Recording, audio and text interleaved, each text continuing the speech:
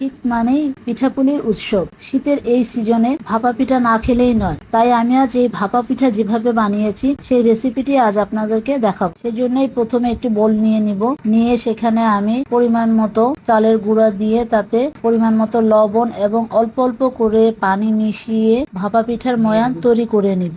আপনারা নিশ্চয়ই দেখতে পাচ্ছেন, একটু আমার হাতে মুঠোতেই বোঝা যাচ্ছে আমি চালের গুঁড়িটা কিভাবে তৈরি করে নিচ্ছি। তারপর আধা ঘন্টা এটা আমি রেস্টে রেখে দিব। রেখে দেওয়ার পর একটা ঝাঁঝুরের সাহায্যে আমি এটা চেলে নিব। আপনারা নিশ্চয়ই দেখতে পাচ্ছেন আমার পিঠা বানানোর গুঁড়িগুলো কেমন হয়েছে। তারপর আমি পিঠা বানানোর ছাঁচে অল্প পরিমাণ গুঁড়ি দিয়ে দিব সেখানে, তারপর একটু গুড় দিয়ে দিব এবং সেখানে অল্প পরিমাণ নারকেল দিয়ে আবার গুঁড়ি দিয়ে ভালোভাবে চেপে চেপে দিয়ে দিব। বেশি চাপা যাবে না, অল্প পরিমাণ চাপতে হবে। তারপর আমি হাঁড়িতে একে একে করে দিয়ে দিব। আমি এখানে পিঠাগুলো দেওয়ার জন্য সুতার নেট ব্যবহার করেছি। আপনারা চাইলে সুতির কাপড়ও ব্যবহার করে দিয়ে দিতে পারেন। এভাবে একে একে করে আমি 3টি পিঠা এক হাঁড়িতে দিয়ে দিয়েছি। পাশের চুলায় আরেকটি হাঁড়ি বসিয়ে তাতে একইভাবে আমি আরেকটি পিঠা দিয়ে দিলাম। এভাবে আমি একে একে সবগুলো পিঠা তৈরি করে নিলাম।